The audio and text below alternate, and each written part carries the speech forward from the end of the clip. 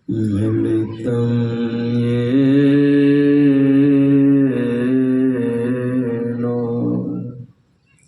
तस्मै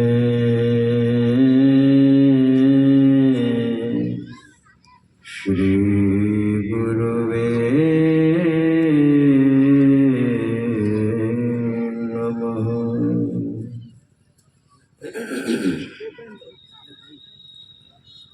सर्वक्षण स्मरणीय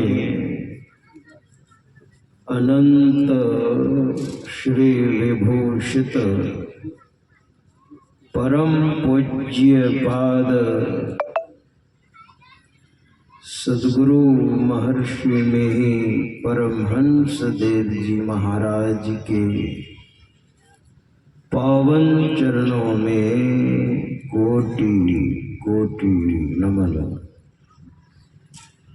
इन्हीं के हृदय सम्राट परम पूज्य पाद संत बाबा शाही स्वामी जी महाराज के पावन चरणों में कोटि कोटि नमन। इन्हीं के वरद हस्त जिनके सिर पर सुशोभित हुआ अपने आवास में अवस्थित परम पूज्य पाद प्रधानाचार्य महर्षि स्वामी चतुरानंद जी महाराज के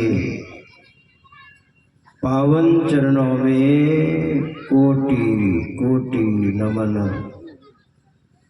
मंचस्थ श्रद्धास्पद परम पूज्य साधु चरण, विद्वज्जन सज्जन वृंद, आदरणीय माताओं तथा भक्तिमती बहनों, प्रेम से और जोर से सद्गुरु महाराज की जय जयकार करें। श्री सद्गुरु महाराज की। संत मत के सर्वश्रेष्ठ और सर्वोत्कृष्ट ग्रंथ सत्संग योग से प्रारंभ में ही हम लोगों ने पाठ के रूप में यजुर्वेद मंत्र का पाठ श्रवण कर रहे थे, जिसमें ईश्वर स्वरूप का वर्णन है। वेद क्या है?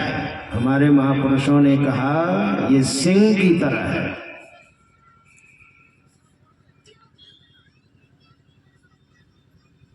तावत गर्जन्ति शास्त्राणि जम्बुका विपिने यथा न गर्जन्ति महाशक्ति यावत वेदांत केशरी। जैसे कहा तावत गर्जन्ति शास्त्राणि, तब तक सारे शास्त्र गरजते हैं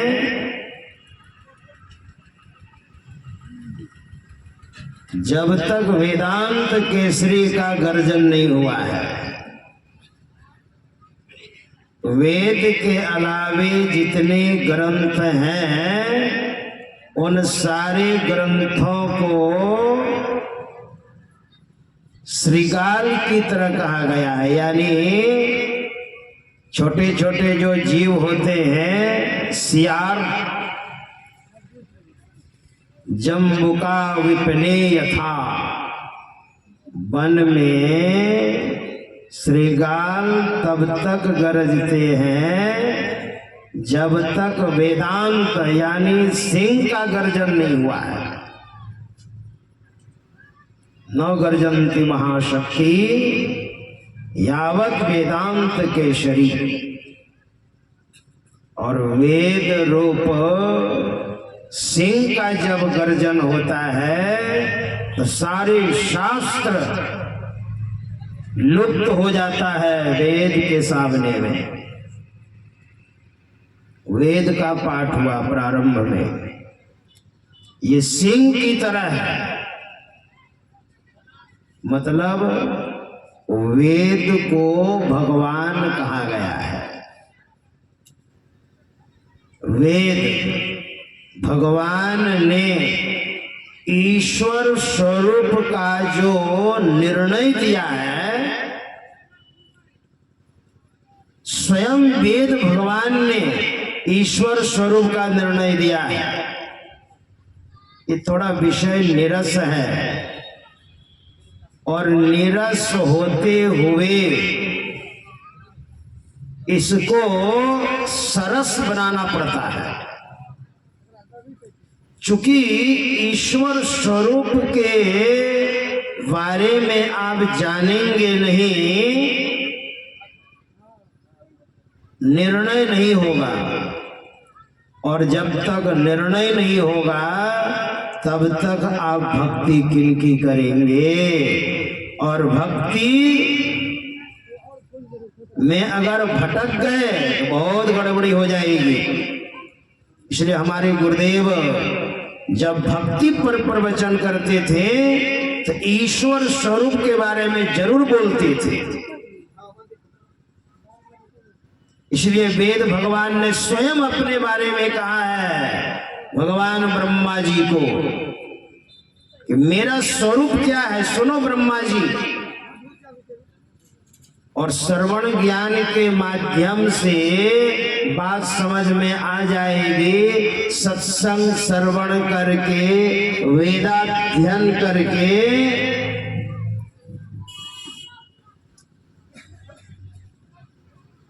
तो निर्णय हो जाएगा।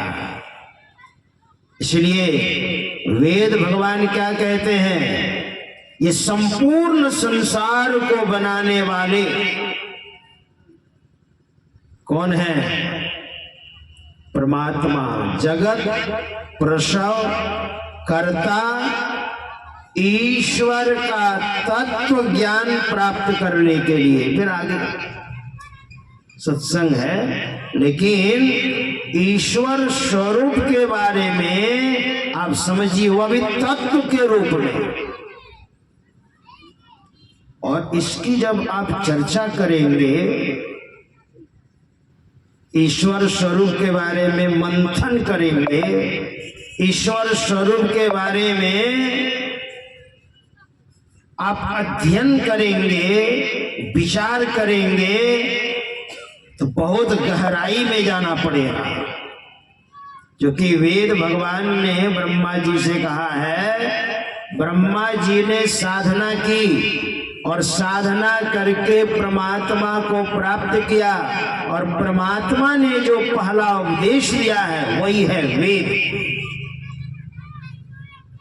वही वेद भगवान कहते हैं तत्व रूप में जानो। इस जन्म में अगर आपने श्रवण ज्ञान के माध्यम से ईश्वर का स्वरूप क्या है, अगर इतना भी समझ गए तो बहुत बड़ा काम हो जाएगा आपका।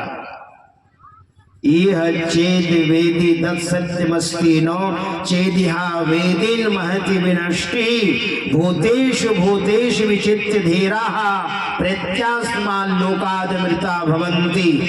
यदि इस जन्म में ब्रह्म को जान लिया तब तो ठीक है, और यदि उसे इस जन्म में न जाना तब तो बहुत बड़ी हानि है। बुद्धिमान लोग उसे समस्त प्राणियों में उपलब्ध करके इस लोक से जाकर मरकर अमर हो जाते हैं। परम पूज्यपाद संत शिशु बाबा कौन नहीं जानते, गुरु महाराज के ननिहाल में उन्होंने आश्रम बनाया गुरु महाराज के जन्म स्थान में। तो गुरु महाराज के पास जब गए तो परमाराध्य श्री सदगुरु महाराज ने उनसे प्रश्न किया, कहा क्या नाम हुआ? घर का तो नाम था सूर्य नारायण, तो उन्होंने अपने से नाम रखा था संत शिशु सूर्य। तो गुरु महाराज ने कहा क्या नाम हुआ? तो कहा हुजूर मेरा नाम संत शिशु सूर्य है। कहा इसका क्या अर्थ हुआ? कहा हुजूर 4 प्रकार के जो ज्ञान है आपने ही बताया है। 4 प्रकार के ज्ञान होते हैं, श्रवण ज्ञान, मनन ज्ञान, निधिध्यासन ज्ञान, अनुभव ज्ञान। ये जो 4 प्रकार के जो ज्ञान है ना, उसमें सबसे निम्न प्रकार का जो ज्ञान है श्रवण ज्ञान। अभी हम वही हैं, संत का बालक हैं, शिशु हैं। जैसे 4 प्रकार के ज्ञान में सबसे निम्न प्रकार का ज्ञान श्रवण ज्ञान है। गुरु महाराज बड़े प्रसन्न हुए। तो संत का संतान है संत शिशु सूर्य। तो श्रवण ज्ञान के माध्यम से यहाँ जब भी हम लोग बैठे हैं, अभी श्रवण कर रहे हैं, सुन रहे हैं, बहुत सुनना पड़ेगा। बहुत सुनने के बाद तब सुनाने के अब काबिल हो जाएंगे। तो इस जन्म में श्रवण ज्ञान के द्वारा वह ईश्वर एक है कि अनेक हैं? ईश्वर एक है ना। ये श्रवण ज्ञान के द्वारा देखिए, जब आप अध्ययन करते हैं तो कान से ही सुनते हैं कि नहीं? मुंह से बोलते हैं तो कान से सुनते हैं। चूंकि मुंह और कान में बड़ा तालमेल है। आकाश तत्व से 2 इंद्रियों की उत्पत्ति हुई है, कर्मेंद्री मुंह और ज्ञान इंद्री कान। आकाश तत्व का है ये 5 तत्व में, मिट्टी, जल, अग्नि, वायु, आकाश। तो मुंह से बोलते हैं तो कान से सुनते हैं। इसलिए मुंह और कान में बड़ा तालमेल होना चाहिए। क्या बोलते हैं आप? सुनते हैं, मुंह से बोलते हैं, कान से सुनते हैं। इसलिए भगवान शंकराचार्य ने शिष्यों के जिज्ञासा करने पर जवाब दिया था, उत्तर दिया था। शिष्यों ने जिज्ञासा की थी, मुकोस्ति को वा बधिरश्य को वा वक्तुम न युक्तम समये समर्थः तथ्यम सुपथ्यम न शृणोति वाक्यम विश्वास पात्रम न किमस्ति नारी। मुकोस्ति को वा, गूंगा कौन है? शिष्यों ने जिज्ञासा की थी। और उनके जो शिष्य थे चारों, सबके सब विद्वान थे, एमए थे, पद्मपाद, हस्तमालक, सुरेश्वराचार्य, तोटकाचार्य और भगवान शंकराचार्य आपके सहरसा भी आए हैं। माहेश्मती में मंडन मिश्र जो ब्रह्मा जी के अवतार कहे जाते थे और उनकी पत्नी भारती जी जो सरस्वती के अवतार कहे जाते थे, और 16 दिन तक शास्त्रार्थ हुआ था। भगवान शंकराचार्य यहाँ आए हैं आपके सहरसा में। तो शिष्यों ने कहा, गुरुदेव गूंगा कौन है? मोकुस्ती कोवा। और बहरा कौन है? बधिरश्य कोवा। तो भगवान शंकराचार्य ने कहा, जो वास्तविक, जो हकीकत बात है, आत्म उत्थान की बात है, आत्म कल्याण की बात है, ईश्वर स्वरूप का निर्णय की बात है, ईश्वर स्वरूप का वर्णन की बात है, और जो नहीं सुनता है वास्तविक में वही बहरा है, और जो उचित बात नहीं बोलता सभा में बैठकर, है ना, वही गूंगा है। आत्म कल्याण की बात नहीं बोलता, गूंगा है।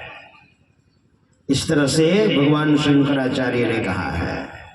तो ईश्वर स्वरूप के बारे में, है ना, भगवान अनेक हैं। अब जितने भी संप्रदाय हैं आप जाएंगे, सब में उनके संस्थापक हैं। बिना संस्थापक के संस्थापना नहीं हो सकती है। और स्थापना दिवस पर ही सत्संग हो रहा है ना। हमारे आदरणीय स्वामी अनुभव बाबा, आदरणीय स्वामी ज्ञानी बाबा, ये जद्दोजहद जोश खरोश में सत्संग कर रहे हैं, और प्रत्येक वर्ष इनका सत्संग होता है सामूहिक रूप में, और बहुत बढ़िया से होता है। इस तरह से तो भगवान अनेक हैं। हम लोग ऐसे व्यवहारिक जीवन में बोल देते हैं कि हे भगवान, हे ईश्वर, हे परमात्मा, हे जगदीश्वर, लेकिन भगवान अनेक हैं, ईश्वर एक है, और वह ईश्वर सर्वत्र है। और इस तरह से वर्णन किया गया है। भगवान श्री कृष्ण ने अर्जुन को स्वयं बताया है। श्रीमद् भगवद गीता में बताते हैं कि ऊर्ध्वमूलम अधः शाखम अश्वत्थम प्राहुरव्ययम छंदांसि यस्य पर्णानि यत्संवेद स वेदवित्। ऊर्ध्वमूलम कहते हैं ये संसार जो है, ये पीपल पेड़ का उदाहरण दिया। अश्वत्थ मतलब पीपल का पेड़। तो परमात्मा की जो जड़ है, परमात्मा ही जड़ है, ये ऊपर है जड़, ऊर्ध्वमूलम, और अधः शाखम, और नीचे ब्रह्मा रूप शाखा है। ब्रह्मा जी को शाखा कह दिया। जैसे पेड़ है, उसकी बहुत सारी डालियां होती हैं, तो उसको ब्रह्मा जी को शाखा कह दिया। अधः शाखम अश्वत्थम प्राहुरव्ययम, यह अश्वत्थ का पेड़ है, और ऊपर में ईश्वर है। छंदांसि यस्य पर्णानि, और वेद जिनके पत्ते हैं, और वही वेद भगवान ही तो कह रहे हैं। ओम युञ्जानः प्रथमं मनस्तत्त्वाय सविता धियम् अग्निर्ज्योतिर्निचाय्य पृथिव्या अध्या भरत। वेद भगवान उपदेश करते हैं, है ना, वही तो वेद भगवान कह रहे हैं। तो वेद जिनके पत्ते हैं, किनके पत्ते हैं? परमात्मा के, और शाखा डालियां ये कौन है? ये ब्रह्मा जी हैं। अक्षय पुरुष एक पेड़ है, निरंजन वाकी डार, त्रिदेवा शाखा भय। ब्रह्मा विष्णु महेश से शाखा है, संत कबीर साहब भी कहते हैं, है ना। त्रिदेवा शाखा भय, पात भय संसार। और यहाँ पर भगवान श्री कृष्ण कहते हैं 15वां अध्याय के पहला श्लोक, वेद जिनके पत्ते हैं और मूल सहित जो जानता है। मूल कौन हो गए? ऊर्ध्व मूल, परमात्मा ऊपर में है, और मूल सहित जो मूल को जान लिया, दूसरे वेद को जान लिया। ईड़ा तिष्ठति वामेन पिंगला दक्षिणेन च तयोर मध्ये वरम स्थानम यक्षम वेदा स वेदविद। कहते हैं वही वेदज्ञ है जिसने सुषुम्ना को जाना। वहीं पर बैठकर आप परमात्मा को प्रत्यक्ष देख सकते हैं, है ना। तो ईश्वर स्वरूप के बारे में पहले समझिए। मतलब भगवान अनेक हैं, ईश्वर एक हैं, और ईश्वर सर्वत्र होने के नाते हमारे अंदर भी हैं। और हमारे अंदर जब हैं तो उनको हम कैसे पहचानेंगे? तो वही गुरु युक्ति के द्वारा, गुरु से युक्ति जानकर अपने में आप जलवए दिलदार देखना, है ना। यही नचिकेता ने यमराज से पूछा था, और यमराज ने कहा था कि वह ईश्वर अगर प्राप्त करना है तो ईश्वर को अपने में उसको जानना है। नायमात्मा प्रवचने न लभ्यो न मेधया न बहुना श्रुतेन यमे वैश्वृणुते तेन लभ्यस्तैषात्मा विवृणुते तनुम स्वाम। यह आत्मा वेदाध्ययन द्वारा प्राप्त होने योग्य नहीं है, न धारणा शक्ति अथवा अधिक श्रवण से ही यह प्राप्त हो सकता है। यह साधक जिस आत्मा का वर्ण करता है, यह साधक जिस आत्मा का वर्ण करता है, उस आत्मा के द्वारा ही अपने स्वरूप को अभिव्यक्त कर देता है। वर्ण का मतलब, यह साधक जिस आत्मा का वर्ण करता है, मतलब आप जो ध्यान करते हैं, थोड़ा जप, थोड़ा मानस ध्यान, इसके बाद दृष्टि योग आप कहाँ करते हैं? बाहर में करते हैं, अपने में देखते हैं। तो ये साधक हो गया देखने वाला, और जहां देखते हैं वही तो हम हैं, है ना। देखते देखते प्रत्यक्ष जब हो जाएगा तो वो अपने स्वरूप को अभिव्यक्त कर देता है, प्रकट कर देता है, प्रत्यक्ष हो जाता है ईश्वर। यही है, अपने अंदर देखें, वह ईश्वर की प्राप्ति अपने अंदर होगी। हमारे परमाराध्य श्री सदगुरु महाराज का यही ज्ञान था कि निज तन में खोज सज्जन, बाहर न खोजना, अपने ही घट में हरि है। तो बाहर का खोजेंगे? अपने में खोजना, खोजते खोजते मिलेगा। तो जो भजन भेद नहीं लिए हैं, ले लीजिए, और भजन भेद लेकर के साधना कीजिए। अपने अंतःकरण में परमात्मा की प्रत्यक्षीकरण होगा। श्री सद्गुरु महाराज जी की जय। श्री सद्गुरु महाराज की जय। अब हम लोग